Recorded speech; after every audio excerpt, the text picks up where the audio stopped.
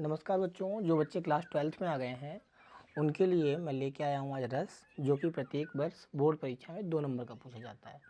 रस तो देखिए हमारी बुक में बहुत सारे हैं, लेकिन मैं उसमें से मोस्ट इम्पॉर्टेंट छांट के लाया हूँ जो प्रत्येक वर्ष बोर्ड परीक्षा में पूछे जाते हैं।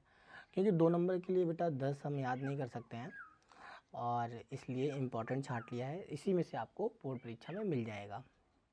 तो देखिए, रस का सबसे पहले स्थायी भाव याद करना पड़ता है बेटा, क्योंकि अगर आपने स्थायी भाव याद कर लिया तो समझ लो आपके रस हो गए।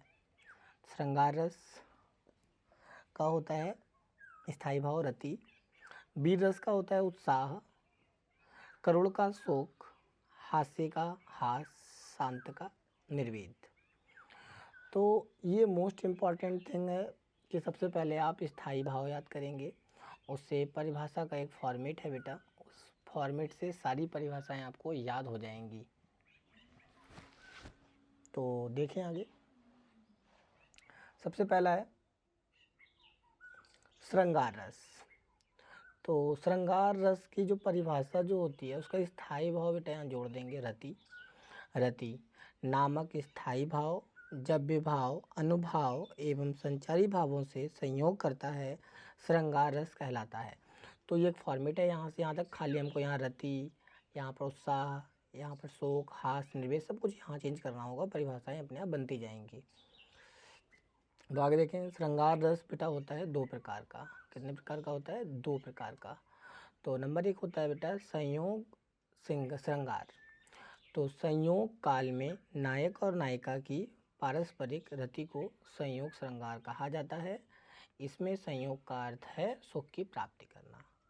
आपको पता है एक नायक और नायिका अगर मिलते हैं तो उनमें संयोग श्रृंगार होता है और इसका अर्थ होता है सुख की प्राप्ति करना। आप लोगों को पता है जब एक नायक और नायिका आपस में मिलेंगे तो उनको सुख की प्राप्ति होती है। इसका एक उदाहरण है बेटा,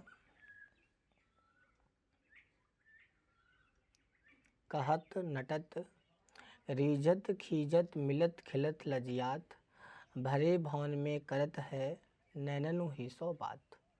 मतलब अगर एक लड़का और एक लड़की आपस में मिलते हैं तो पहले वो क्या करते हैं, कहते भी हैं, नहीं भी कहते हैं, शर्माते हैं, है ना।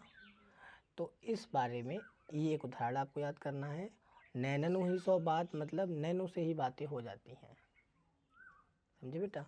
तो इसके बाद आगे बेटा वियोग श्रृंगार, जहाँ पर नायक और नायिका के वियोग का वर्णन किया जाता है वहाँ पर वियोग श्रृंगार कहलाता है। देखिए वहाँ पर संयोग श्रृंगार था, यहाँ वियोग श्रृंगार है। यहाँ मतलब बिछड़ रहे हैं एक नायक और नायिका, तो उसके ऊपर यहाँ पर ये परिभाषा है।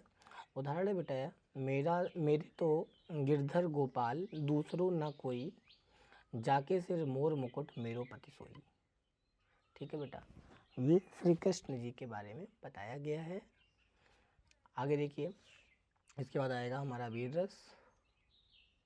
और वीर रस की बेसा परिभाषा होती है, बस यहाँ पर वीर रस का स्थायी भाव जोड़ देते हैं हम खाली, उत्साह, और सारी परिभाषा सेम होती है। नामक स्थायी भाव जब विभाव, अनुभाव एवं संचारी भावों से संयोग करता है वीर रस कहलाता है।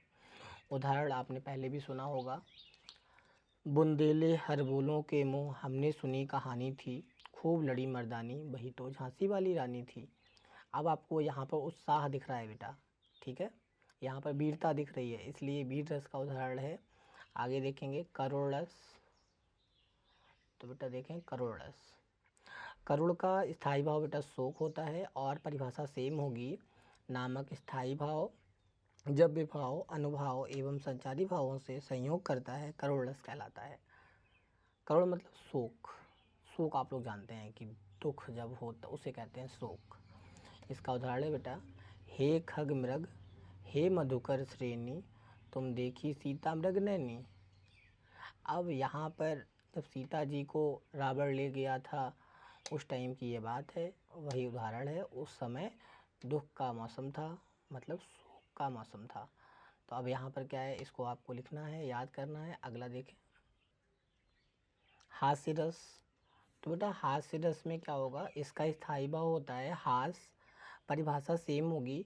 नामक स्थायी भाव जब्य भाव अनुभाव एवं संचारी भावों से संयोग करता है, हास्य रस कहलाता है।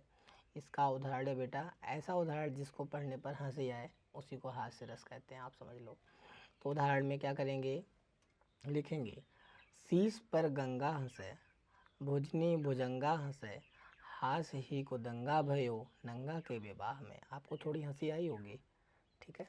तो इस टाइप का क्या होगा, इस टाइप के उदाहरण में आपको हंसी आ रही है तो आप समझ सकते हैं कि यहाँ पर आपको, ठीक है बेटा। तो अब क्या करेंगे, आगे देखें। शांत रस, शांत रस है बेटा, शांत का होता है स्थायी भाव निर्वेद, परिभाषा सेम है। नामक स्थायी भाव जब्य भाव अनुभाव एवं संचारी भावों से संयोग करता है, शांत रस कहलाता है। उदाहरण है मन रे तन कागद का पुतला, लागय बूंद बिनस जाए छिन में, गर्व करे क्या इतना। मन रे तन कागद का पुतला, यहाँ पे क्या है, हम लोगों का मन और तन एक कागज़ के पुतले के समान है।